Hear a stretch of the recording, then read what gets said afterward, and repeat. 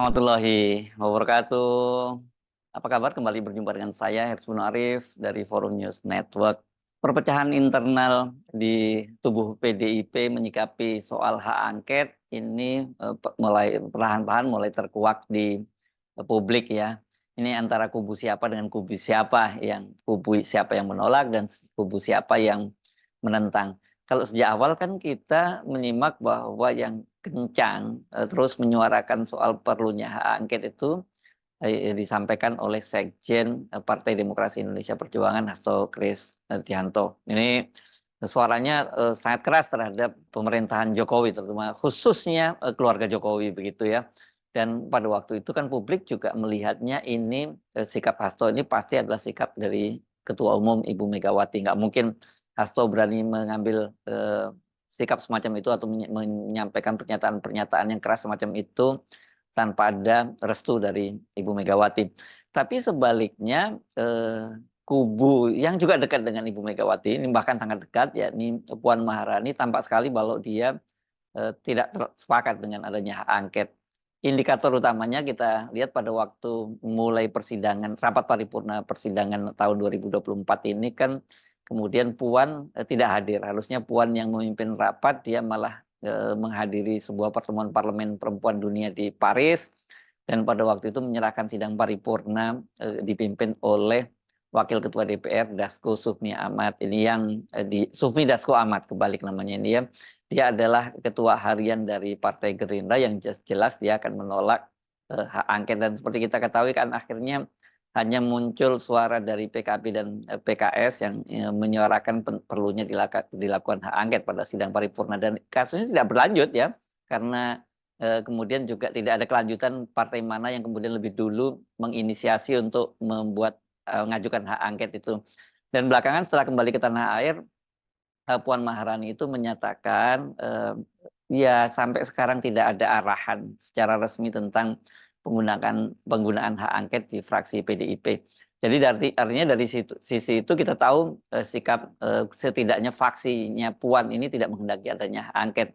Nah belakangan setelah muncul pernyataan dari eh, Puan Maharani tadi itu, Hasto memberikan penjelasan kepada media yang dia menyatakan bahwa ini tekanan hukumnya ini untuk mengajukan hak angket itu sangat kuat ya kata dia gitu. Ya ada yang menurut Hasto ada yang sanggup menghadapi kasus hukumnya, tapi ada yang tidak.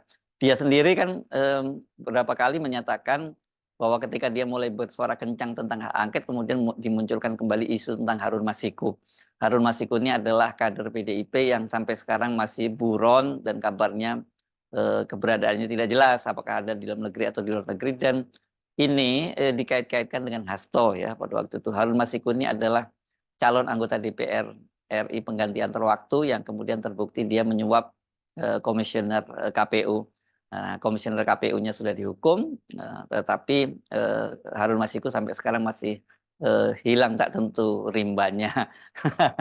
Dan ya nggak salah kalau kemudian orang mengkait-kaitkan itu dengan Hasto, dan itu disadari oleh Hasto Kristianto. Nah, kalau sekarang dia bicara tentang adanya tekanan hukum, ada yang tidak kuat menghadapi tekanan hukum, siapa yang dimaksud? Orang kemudian menduga-duga apakah ini termasuk Puan Maharani dan juga dengan beberapa anggota fraksi lain di PDIP. Karena apa? Karena Puan Maharani ya sebelumnya meskipun sampai sekarang itu belum jadi fakta hukum kan muncul rumor, spekulasi, misalnya kemarin ketika ribut-ribut soal Madam Bansos itu kan dikaitkan dengan Puan, dan yang terbaru kan, bukan terbaru lah, saya kira yang terakhir itu kasus korupsi BTS yang disebut-sebut melibatkan suami Puan. Nah, apakah itu yang dimaksud oleh Hasto tentang tekanan hukum yang sangat berat dari istana itu? Nah, kita sampai sekarang tidak cukup clear ya. Selama itu belum menjadi fakta hukum, saya kira itu masih kita sebut sebagai rumor, walaupun sebenarnya banyak juga media yang sudah melakukan investigasi. Nah, kendati kelihatannya masih tarik ulur gitu, kita jangan bilang tidak jadi dulu ya soal hak angket yang dilakukan oleh PDIP itu, tetapi Hasto tetap kencang ya mengkritisi pemerintahan Jokowi. Dan misalnya dalam salah satu dia wawancara dengan media, dia menyatakan bahwa mereka itu PDIP itu ditipu habis-habisan oleh Jokowi dan keluarganya. Sebelumnya juga Hasto banyak bercerita tentang bagaimana sikap Jokowi dan keluarganya yang didukung oleh PDIP, dalam hal ini juga Ibu Megawati sejak masih di Solo itu sampai kemudian menjadi gubernur DKI Jakarta dan jadi presiden 2 periode. Ternyata kemudian yang dilakukan oleh Jokowi dan keluarganya ibarat seperti pepatah, seperti air susu dibalas air tuba. Jadi ini tetap kenceng kelihatannya Hasto. Dan yang terbaru, kalau selama ini Hasto itu selalu mengkritik Pak Jokowi, yang terbaru itu dia mengkritik Gibran langsung ya. Ini dalam sebuah forum, dalam sebuah perbincangan yang berlangsung hari Sabtu kemarin, yang diberi tajuk Sing Waras Sing Menang. Nah, ini bukan ini plesetan dari bahasa peribahasa Jawa yang betul biasanya sing waras sing ngalah, sekarang sing waras sing menang. Ini Hasto menyinggung betapa negara sebesar Indonesia ini dengan problematika yang sangat kompleks itu ya diperlukan kematangan dalam mengelolanya. Nah, ini yang menarik, kemudian Hasto mengambil analogi adanya peristiwa kecelakaan beruntun yang terjadi di gerbang tol Halim Perdana Kusuma. Ini pintu tol masuk dalam kota ya. Ini kalau Anda yang tinggal di Jakarta tahu, ini dari arah Bekasi, dari arah tol Bekasi menuju dalam kota itu ada gerbang tol Halim. Dan pada hari Rabu tanggal 27 Maret lalu terjadi kecelakaan lalu lintas tabrakan beruntun. Dan pelakunya itu adalah seorang supir truk yang masih berusia 18 tahun. Media menyebutnya, ada yang menyebut 17, ada 18 tahun. Tapi kalau saya simak penjelasan dari Humas Mabes Polri disebutnya umurnya 18 tahun. Tapi sama-sama semua itu mengutip polisi menyebutkan bahwa dia ini belum punya SIM.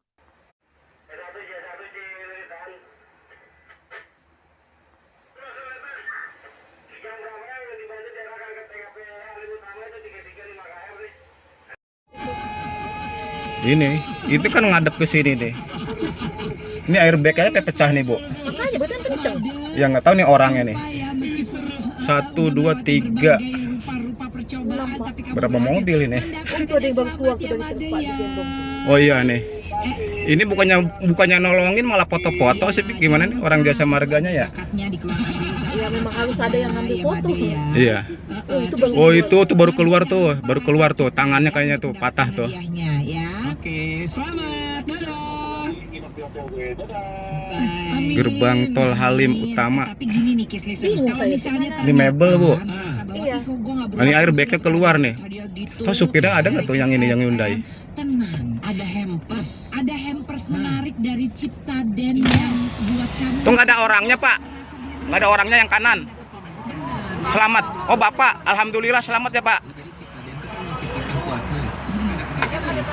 Bayangkan ada seorang sopir truk yang kemudian membawa truk barang dan menyebabkan kecelakaan lalu lintas, dan itu beruntun, ada 7 mobil yang ditabraknya, dan itu ternyata dia tidak punya SIM. Padahal kan jangankan tidak punya SIM ya, ini menggunakan SIM yang SIM misalnya SIM A saja. Kalau dia punya SIM A saja artinya dia bisa mengendarai mobil, itu pun juga tidak boleh, karena untuk jadi sopir truk itu memang punya syarat yang ketat juga, apalagi truk barang. Jadi minimal SIM B lah gitu yang harus dimiliki itu. Nah, ini yang kemudian analogi ini yang digunakan oleh Hasto Kristianto yang menyatakan bahwa untuk menjadi sopir truk saja itu ada batas usianya, apalagi memimpin negara dengan masalah yang sangat kompleks ya. Karena kata dia kedewasaan dalam mengemban jabatan-jabatan tertentu itu ya memerlukan kematangan. Untuk supir truk aja itu berbahaya, apalagi kaitannya dengan mengelola suatu negara yang sebesar Indonesia ini.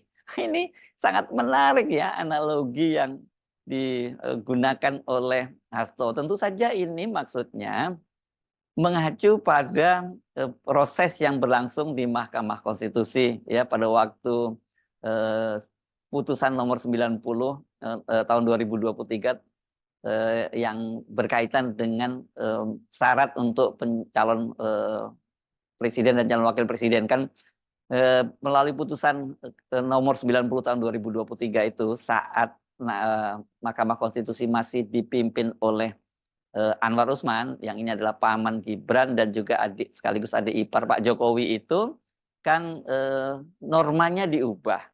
Jika sebelumnya dalam Undang-Undang Pemilu itu disebutkan bahwa syarat menjadi syarat menjadi calon presiden dan wakil presiden itu berusia minimal 40 tahun. Nah, oleh keputusan nomor 90 Mahkamah Konstitusi itu kemudian syaratnya diubah, usianya tetap 40 tahun minimal, dengan catatan itu ada pengecualian buat mereka yang masih menjadi pernah atau masih menjadi kepala daerah yang terpilih melalui pilkada. Pada waktu itu ada perbedaan antara beberapa hakim yang menyatakan konkuring, itu mereka ada yang meminta agar syaratnya itu ya oke, kepala daerah yang terpilih melalui pernah atau sedang menjadi kepala daerah yang terpilih melalui pilkada tapi levelnya gubernur.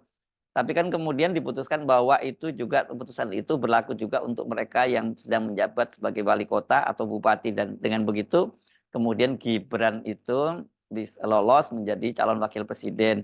Nah, tentu saja ada maksud tertentu, tentu ada pertimbangan-pertimbangan mengapa kemudian waktu itu para pembuat undang-undang, dalam hal ini tentu saja pemerintah dan DPR, itu mensyaratkan usia 40 tahun minimal. Ini kan berkaitan dengan kematangan, ya. Tadi itu seorang supir yang menabrak di jalan tol tadi itu umurnya 18 tahun dan dia belum punya SIM pula.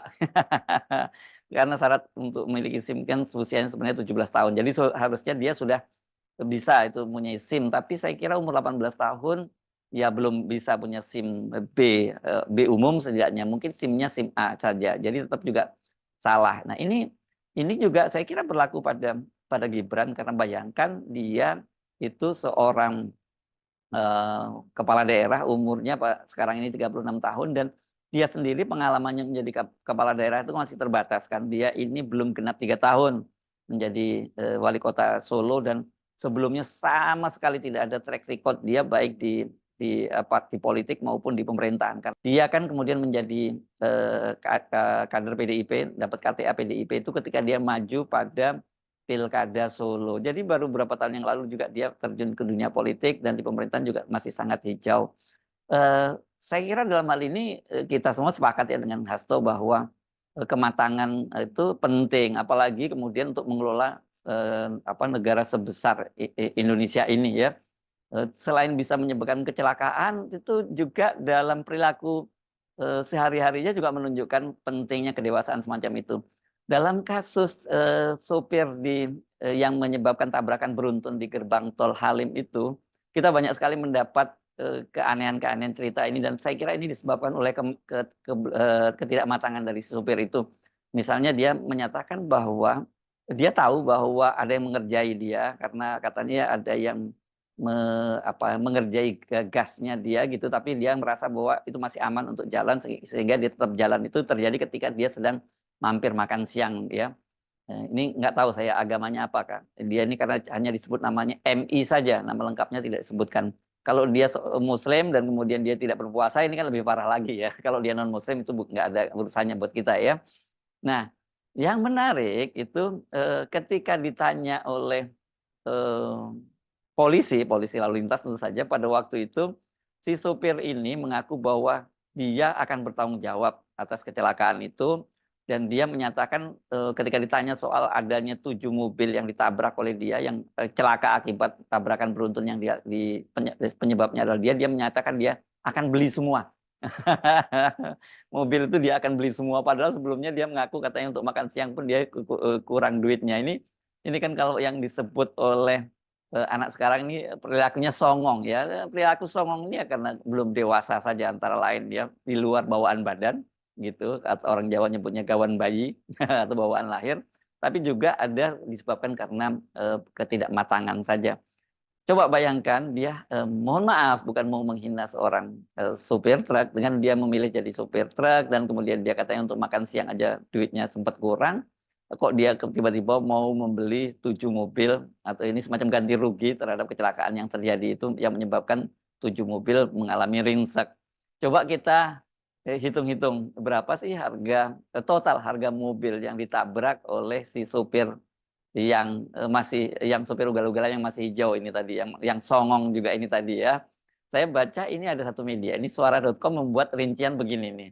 Saya kutip saja ini angkanya ya. Nah, pada kecelakaan tersebut setidaknya ada 7 mobil yang langsung mengalami kerusakan ya. Yang pertama itu Hyundai Kona. Ini kalau nggak salah mobil Hyundai Kona ini mobil listrik ya. Ini kalau nggak salah ya. Mobil tapi kecil ya mobilnya. Tapi harganya cukup mahal. Harganya kisaran 697 jutaan. Lalu ada Isuzu Traga. Itu katanya paling murah harganya 190 juta. Ada lagi yakni Toyota Yaris generasi kedua dengan taksiran harga sekitar 228 juta. Kemudian ada Suzuki AVV Box itu harganya 149 jutaan. Kemudian Mitsubishi Expander Cross. Nah, ini relatif baru harganya. Ini harganya 267 jutaan. Kemudian ditambah lagi Honda Brio sekitar 160 juta. Jadi total biaya yang diperkirakan itu sopir itu tadi kalau mau mengganti 7 mobil itu ya dia perlu menyiapkan angka sekitar 1,69 miliar rupiah. Ini kata saya baca di suara.com itu ya ini kurang lebih setara dengan harga 1 unit Toyota Alphard G-Series. Sekali lagi tanpa menghina profesi sopir ya, kalau dia itu memang betul-betul supir yang bekerja membawa truk itu ya nggak mungkin lah dia bisa membeli 7 mobil yang mengalami kecelakaan itu, kecuali kalau dia anaknya bos yang punya usaha itu yang dia tempat bekerja, mungkin saja dia bisa membeli semua itu, tapi yang membeli juga bukan dia ya, membeli pasti orang tuanya. Jadi ini memang songong gitu ya. Apakah itu juga termasuk yang dalam kalkulasi dari Hasto ya? Kalau saya baca sih tidak, Hasto, karena dia menyebutkan soal kedewasaan saja, soal kematangan dalam mengelola sebuah negara Indonesia yang begitu besar. Tetapi belakangan ini Gibran itu gestur tubuhnya juga dinilai banyak yang menilai dia itu songong. Ini terutama ketika dia terlibat dalam polemik dengan calon presiden nomor 3 Ganjar Mahfud yang notabene diusung oleh PDIP. Beberapa waktu sebelumnya kan Gibran tuh menyatakan tidak lama setelah mereka ditetapkan oleh KPU sebagai peraih suara terbanyak, dia menyatakan akan merangkul paslon 01 dan 03. Pada waktu itu banyak yang terkejut ya, kok kenapa ucapan semacam ini datang dari Gibran? Bukankah kewenangan untuk memutuskan merangkul apakah itu partai koalisi atau tokoh yang bersaing dan sebagainya itu kan keputusannya ada di Prabowo sebagai calon presidennya. Kendati Prabowo sendiri juga berkali-kali menyatakan akan merangkul semua kekuatan, dalam hal ini tentu saja partai-partai oposisi, bahkan mungkin calon presiden dari lawannya seperti yang dilakukan oleh Pak Jokowi terhadap Prabowo dan Sandiaga Uno sebelumnya.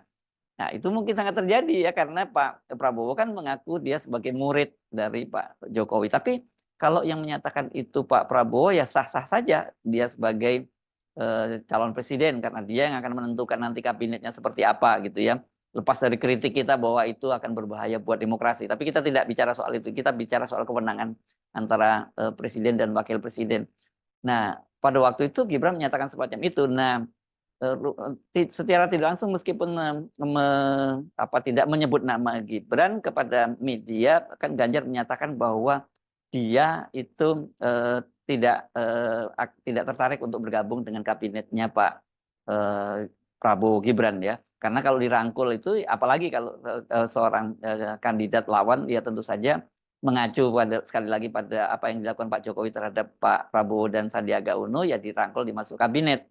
Dan pada waktu itu respon Ganjar semacam itu. Sementara Hasto responnya pada waktu itu ya mereka lebih memilih rangkul-rangkulan dengan rakyat saja. Artinya menolak untuk bergabung dengan pemerintahnya Prabowo Gibran. Nah, ini kemudian secara mengejutkan adalah respon dari Gibran yang pada waktu itu dia menyatakan yang bilang mau merangkul itu siapa, yang menawari jabatan Ganjar menteri itu siapa, itu pernyataan dari Gibran. Nah, ucapan dari Gibran ini dianggap satu, pertama dia tidak patut pada waktu itu menawarkan seperti itu. Kedua juga songong karena karena kan dia sendiri meskipun tidak menyebut untuk menawari jabatan menteri, tapi kan dia dengan waktu itu jelas media mengutipnya, dia menyatakan bahwa dia akan merangkul paslon 01 dan paslon 03. Ya apalagi gitu ya kalau merangkul itu kalau bukan masuk ke dalam kabinet. Dan ini sebelum Ganjar menyatakan itu, paslon 01 yakni Anies Baswedan dan Muhaimin sendiri meskipun tidak secara langsung itu menyatakan menolak dengan menegaskan bahwa mereka berdua sepakat untuk tetap di jalan perubahan. Jadi jalan perubahan itu tentu tidak bersama rezim penerus Jokowi. Sementara ketika kemudian akhirnya didesak oleh media, Anies menyatakan loh, sampai sekarang aja kan belum selesai ya sengketanya. Maksudnya kan sedang berlangsung sengketa di Mahkamah Konstitusi. Benar, Anies menyatakan seperti itu karena kendati KPU sudah menyatakan bahwa peraih suara terbanyak itu adalah pasangan paslon 02 Prabowo Gibran, tetapi kan untuk menetapkan bahwa mereka itu sudah terpilih menjadi presiden dan wakil presiden, yang menetapkan adalah Mahkamah Konstitusi ya. Baru nanti kalau di gugatan-gugatan di Mahkamah Konstitusi ini dimenangkan oleh paslon 02, ya kemudian KPU bisa menetapkan presiden dan wakil presiden terpilih. Saya kira analogi dari Hasto ini sekali lagi, meskipun dia menyinggung soal kedewasaan, tapi saya menangkap di media sosial itu dikaitkan juga dengan sikap songong dari sopir di apa yang menyebabkan kecelakaan di gerbang pintu tol, di pintu gerbang tol ya Halim ya. Itu yang dia secara songong menyatakan akan membeli semua 77 mobil yang ringsek akibat ulah dia membawa mobil tanpa SIM.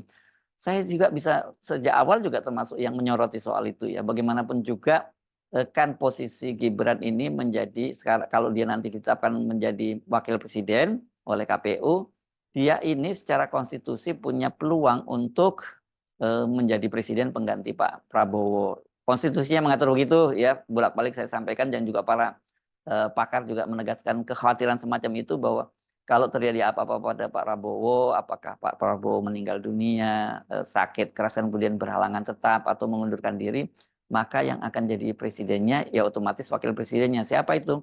Ya Gibran Rakabuming. Bayangkan untuk ini kan bisa analoginya analogi dari Hasto Kristianto sekjen PDIP tadi berlaku. Bagaimana mungkin ada negara sebesar Indonesia dengan kompleksitas yang luar biasa itu kemudian diserahkan kepada anak muda yang tidak cukup matang seperti Gibran gitu ya, yang usianya dipaksakan, usianya belum sampai tapi dipaksakan lolos akibat konspirasi di Mahkamah Konstitusi. Yang terjadi kira-kira nanti Indonesia itu situasinya akan sama seperti terjadi kekacauan yang terjadi karena kecelakaan atau tabrakan beruntun di pintu gerbang tol Halim disebabkan oleh seorang supir yang usianya masih muda, ada yang menyebut 17, ada yang menyebut 18 tahun, dan tidak punya SIM pula. Saya Hersman Arif dari Forum News Network, sampai jumpa lagi. Assalamualaikum warahmatullahi wabarakatuh.